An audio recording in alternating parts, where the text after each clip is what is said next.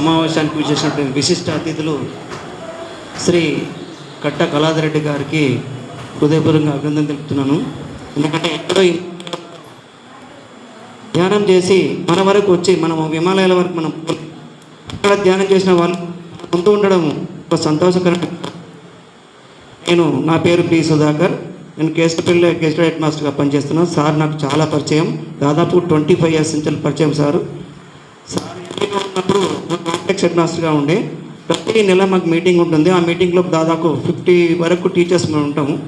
ఆ మీటింగ్లో కూడా సారు ప్రతిసారి కూడా ధ్యానం గురించి చెప్పడం జరిగింది. ఆ మీటింగ్ స్టార్ట్ అయ్యే ముందు ఒక 10 minutes మేము తప్పనిసరిగా ధ్యానం చేసేవాళ్ళం. కొందరికి ఇష్టం లేకుండా ఉన్న వాళ్ళు కూడా చేసేవాళ్ళం, తప్పదు. ఎందుకంటే ఒక అధికారి చెప్పినప్పుడు మిగతా వాళ్ళు చేయాల్సిందే, కాబట్టి మేము అందరం చేసేవాళ్ళం. చేసుకున్న తర్వాత దాని లోపల కొంత మాకు ఫలితం అనేది అనిపించింది. టీచర్స్లో కూడా కొంత చాలా చేంజెస్ వచ్చింది. ఇప్పుడు సెంట్రల్ గవర్నమెంట్, స్టేట్ గవర్నమెంట్ కూడా చాలా అభిప్రాయాలు తీసుకొని ఏం చేస్తుందంటే తప్పనిసరిగా మన ప్రతి పాఠశాల లోపల 10 minutes ఖచ్చితంగా ధ్యానం చేయాలి. అసలు ఈ సంవత్సరం ఏ అకాడమిక్ ఇయర్లో మన కలెక్టర్ గారు కూడా డైలీ 30 minutes పిల్లలందరూ కూడా ధ్యానం కల్పించాలని మొన్న ఒక ప్రొసీడింగ్ కూడా తీయడం జరిగింది. మేము ఆ ప్రయత్నంలో ఉన్నాం. కాబట్టి 30 minutes కష్టంగా 10 minutes మాత్రం మేము ఖచ్చితంగా గవర్నమెంట్ స్కూల్ లోపల మేము పిల్లలకు చెప్పడం జరుగుతుంది. అసలు మొన్న మేము చెట్టు కింద ఒక 70 members పిల్లలు కూర్చున్న తర్వాత ఆ టీచర్స్ మేము అందరం చేసి ఆ వీడియోను విలేజ్లో పెట్టడం వల్ల విలేజ్లో అద్భుతంగా చూస్తున్నారు. అబ్బా మన స్కూల్లో కూడా ధ్యానం చేస్తున్నారా, పిల్లలకు ధ్యానం తెలుస్తుందా. పిల్లలందరూ కూడా ఒక టవల్ తీసుకొచ్చి ఒక మంచి ప్లేస్ లోపల ఒక సిస్టమేటిక్ ఆర్డర్లో ఏసీ తీయడం వల్ల వాళ్ళ లోపల ఒక మాకు అడ్మిషన్స్ కూడా ఈసారి పోయినసారి కంటే ఈసారి ఎక్కువగా అయినాయి. ఎందుకంటే స్కూల్లో ఒక మంచి కార్యక్రమం జరుగుతుందని. తర్వాత సార్ నేను దాదాపు 8 years నుంచి శాకాహారిని. అంతకుముందు నేను మామూలుగా తినేవాడిని. కాకపోతే నాకు నేను ఏందని తెలుసుకోవడానికి ఒకరోజు మా చుట్టాల ఇంట్లో, మా వదిన వారి ఇంట్లో మా సడ్డకులు లేకుంటే ఆ మేకలు కోసే విధానం నాకు అప్పచెప్పారు. ఆ నైటు 20 మేకలు నేను కోసుకుంటూ చూసుకుంటూ ఉన్న ఉదయం వరకు చాలా పాపం అనిపించింది. ఆ 20 మేకలు ఇటు అటు ఎగురుతూ దుంకుతూ ఉన్నాయి. ఉదయం 7 వరకు చూసేసరికి అన్ని గిన్నెల లోపల మాంసం ముద్దలుగా ఉన్నాయి. అసలు నాకు జ్ఞానోదయం అయింది. అసలు ఏంది ఇవి ఎటువంటివి ఉన్నాయి, ఏ విధంగా మారిపోయినాయి, వీటిని మళ్ళీ మనం మేకలుగా మార్చలేం కదా, మనం ఎందుకు తినాలి, ఇవి తినకపోతే మనం బతకలేమా. ఆ రోజు నుంచి సార్ నేనే సెల్ఫ్ మోటివేషన్ తోటి ఆ రోజు నుంచి ఈ రోజు వరకు ఎగ్ కానీ, తర్వాత మటన్ కానీ, చికెన్ కానీ ఏది దాని తెలుగు నేను పోను. అసలు నా లోపల మార్పు వచ్చింది. నేను కూడా ఇది విషయం చెప్తున్నా. అయితే పిల్లలకు కొందరు ఏమంటారంటే పేరెంట్స్, సరే పిల్లలు చెప్తే పిల్లలకు ఒక ప్రోటీన్ అవసరం కదా, మరి ప్రోటీన్ మీరు పని చేస్తే పిల్లల లోపల డెవలప్మెంట్ ఏ విధంగా జరుగుతుందంటే మేము చెప్తున్నాం పప్పులో ప్రోటీన్ ఉంటుంది, అన్నిలో ప్రోటీన్ ఉంది. సరే ఇది మీకు చెప్తున్నాము, మీరు అనుసరించే వాళ్ళు అనుసరించండి, మిగతా వాళ్ళు వదిలేయండి అని మేము. ఎందుకంటే రెస్ట్రిక్షన్ చేయలేము గవర్నమెంట్ స్కూల్లో, ప్రైవేట్లో ఇస్తాగా రెస్ట్రిక్షన్స్ మనం గవర్నమెంట్ స్కూల్లో చేయలేము. ఇదొకటి సార్.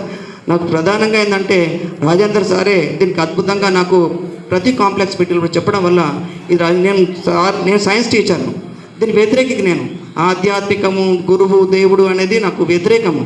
అయినా కానీ ఏదో తెలుసుకొని కుతూహలంతో రావడం జరిగింది సార్.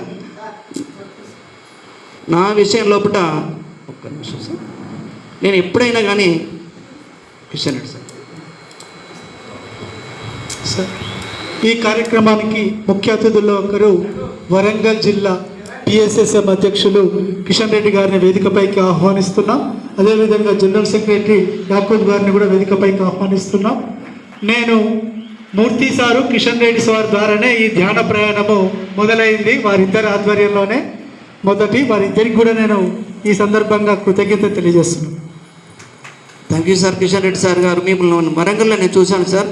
మీ జూ పార్క్ ముందట మీది ఒక ఇండస్ట్రీ ఏదో ఉన్నది, మీ ఇండస్ట్రీలో కూడా వచ్చాను, నేను మీతో మాట్లాడినా సార్. నేను సార్ ఇది నేను నమ్మేది ఏంటి సార్ అంటే ఏదైనా ఏ పని చేసినా ఒక స్వచ్ఛత ఉండాలి, ఒక డిసిప్లిన్ ఉండాలి, ఒకరికి అన్యాయం జరగద్దు అనేది నా కుతూహలం. నేను దేవుని మొక్కలేదు, కానీ నా యొక్క పనిని మొక్కుతాను. వర్క్ ఈజ్ గాడ్ అని మనం ఎప్పుడో చెప్పుకుంటాం. అదే తోటి నేను ముందుకెళ్తాను. నేను 4 days అంటే 7 days నుంచి వెళ్ళి సారు సప్తాహ ధ్యాన కేంద్రం అనేది పెట్టడం జరిగింది. దానిలోకి నేను రావడం జరిగింది. అసలు ఏందో తెలుసుకుందాం. మనం ఎప్పుడో ఒకరోజు పోయి నేను సార్ని కలిసేది, కానీ ఒక వీక్ డేస్ ఖచ్చితంగా కూర్చోవడంలో ఏం జరుగుతుంది అని చూస్తే దాన్ని గంట సేపు ధ్యానం చేస్తున్నా. ధ్యానం చేయడం వల్ల అసలు మనం ఏందో అనేది కొంత ఆలోచన అనేది బాగా రేకెత్తించడం జరిగింది.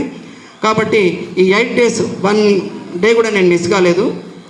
అప్పటి నుంచి ఇప్పటికి కూడా నేను అంటే దేవుడు అందరూ మనం ఒప్పుకుంటాం సార్, ఇంకా నా మనసు ఒప్పుకోవట్లేదు, అయినా నేను ప్రయత్నం చేస్తున్నాను సార్. ఏదో ఉంది, ఇంతమంది రావడం దీనిలో ఏదో ఉంది కాబట్టి రావాలనే ఉద్దేశంతో నేను కూడా దానిలోకి ప్రయత్నం చేస్తున్నాను సార్.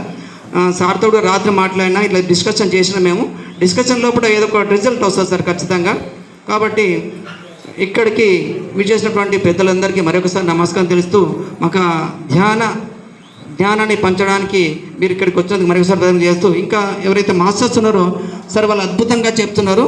సరస్వతి దాదాపుగా నా స్టూడెంట్ లెవెల్లో ఉంటుంది, చాలా అద్భుతంగా చెప్తాను సార్. నేను ఒక వీక్ డేస్ నుంచి అమ్మాయి ఇక్కడ చెప్పడం జరిగింది, అది ఆమె చెప్పేది అసలు ఆమె జీవితం నుంచి వచ్చినట్టుగా నాకు అనిపించింది. పాట రూపంలో కూడా ఇప్పుడు చెప్పడం జరిగింది సార్, అద్భుతంగా ఉంది. అందరికీ మరొకసారి థ్యాంక్స్ సార్. ఓకే.